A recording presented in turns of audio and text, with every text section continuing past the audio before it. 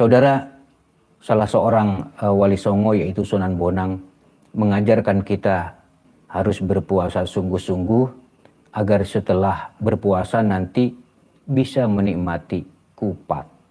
Apa itu kupat? Kupat adalah makanan khas hari raya yang sering menjadi menu utama saat lebaran.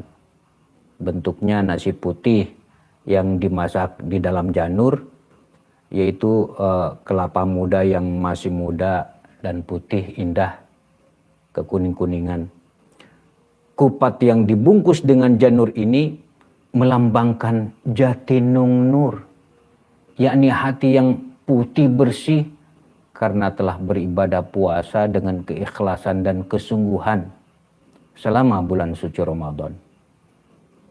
Dan kupat juga bisa diartikan sebagai laku sing papat atau 4 perilaku yang dianugerahkan kepada mereka yang berpuasa dengan benar, yaitu lebar, lebur, luber, dan labur. Orang yang berpuasa dengan ikhlas, imanan wahtisaban, ketika hari raya ia akan mendapatkan 4 anugerah laku tersebut.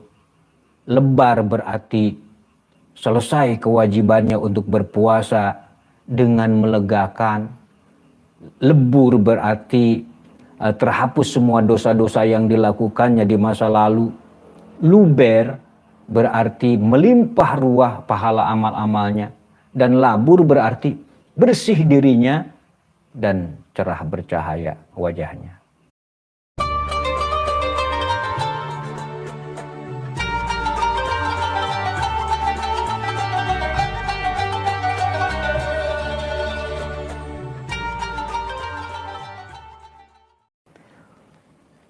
Assalamualaikum warahmatullahi wabarakatuh.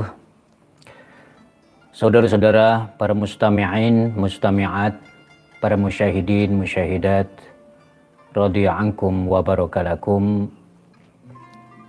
Pengalaman lapar dan haus yang bagi umat Islam berpuasa hanya dirasakan sekitar 13 jam saja dalam sehari selama bulan suci Ramadan. Namun penderitaan penduduk miskin di Indonesia entah kapan akan berakhir.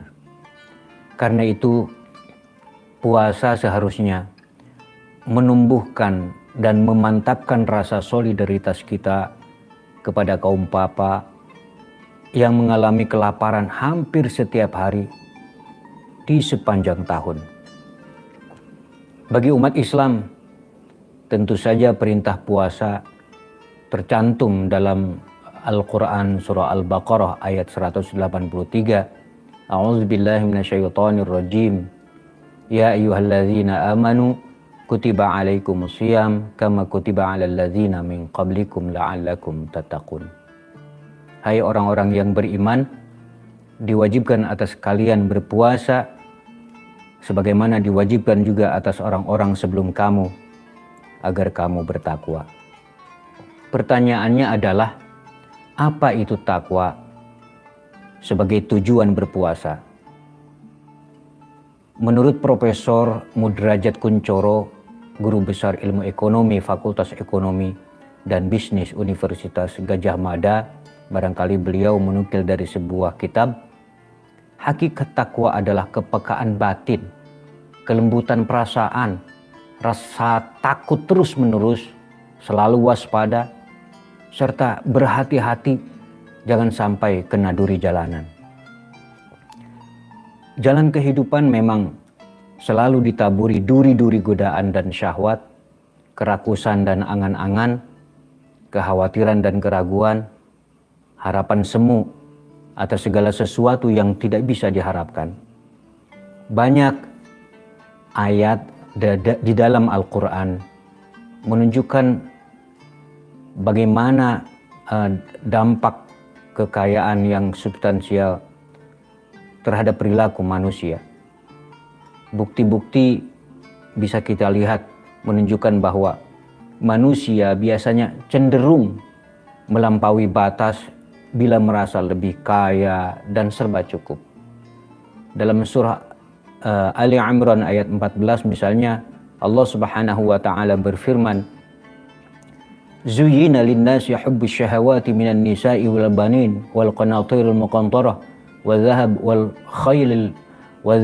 fiddah wal khailil musawwamah wal an'am wal harth. Dzalika mata'ul hayatid dunya wallahu 'indahu husnul ma'ab. Dijadikan indah pada pandangan manusia kecintaan kepada apa-apa yang ia ingini, yaitu wanita-wanita, anak-anak, harta yang banyak dari jenis emas, perak, kuda pilihan, binatang-binatang ternak, dan sawah ladang. Itulah kesenangan hidup di dunia, dan di sisi Allah tempat kembali yang baik, yaitu surga. Dalam surah Al-Adiyat ayat 8, Allah memperingatkan manusia, wa innahu lihubbil khairi lasyadid, dan sungguh dia sangat bakhil karena cintanya kepada harta. Kaum muslimin rahimakumullah, Nabi Muhammad sallallahu alaihi wasallam memperingatkan kecenderungan serakahnya manusia sebagaimana diriwayatkan oleh Imam Bukhari dan Imam Muslim radhiyallahu anhuma.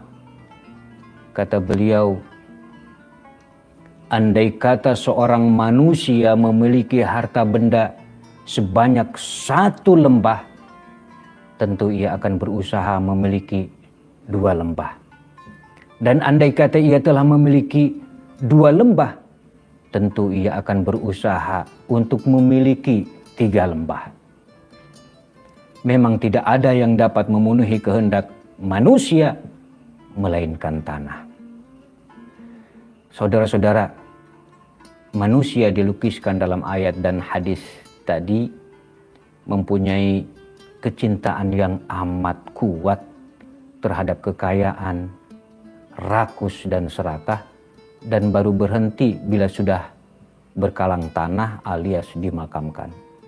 Makanya orang bertakwa akan selalu mempersiapkan dirinya dalam kehidupan di alam dunia ini untuk kebahagiaan kehidupannya nanti di alam akhirat. Oleh karena itu, sebagai simbol dari rasa solidaritas itu, sebelum Ramadan berakhir, kita diwajibkan untuk menunaikan zakat agar setahap demi setahap kita bisa mengatasi persoalan-persoalan umat yang masih hidup di bawah garis kemiskinan. Bahkan zakat tidak hanya bagi kepentingan orang yang miskin dan menderita saja, tapi juga bagi kita ini orang yang mengeluarkannya misalnya agar hilang kekotoran jiwa kita yang berkaitan dengan harta, misalnya gila harta, kikir, dan sebagainya. Allah Subhanahu wa ta'ala berfirman, khudz min amwalihim shadaqatan tutahhiruhum wa tuzakkihim biha wa shalli 'alaihim inna salataka sakanul lahum wallahu sami'un alim. Ambillah zakat dari sebagian harta mereka, sebab dengan zakat itu kamu membersihkan dan menyucikan mereka, dan berdoalah untuk mereka. Sesungguhnya doa kamu itu akan menjadi ketentraman jiwa bagi mereka, dan Allah Maha mendengar lagi Maha mengetahui. Saudara kaum muslimin rahimakumullah, musuh manusia yang utama adalah setan, baik dari kalangan jin maupun manusia, yang menggunakan sarana syahwat untuk mengalahkan dan menggoda manusia.